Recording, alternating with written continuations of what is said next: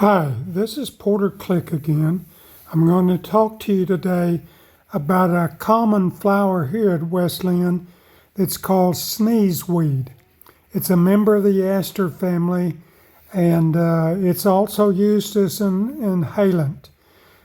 The way you can tell it in the several yellow flowers we have here, sneezeweed has a very large yellow ball in the center.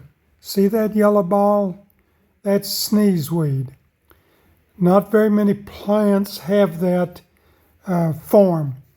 The coreopsis and black-eyed Susan have a brown flat center.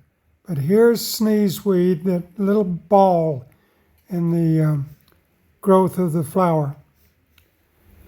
This is a much persecuted plant because it grows where the mowers go, and one of the places that it's prevalent is in the covered parking at the start of the first cottages.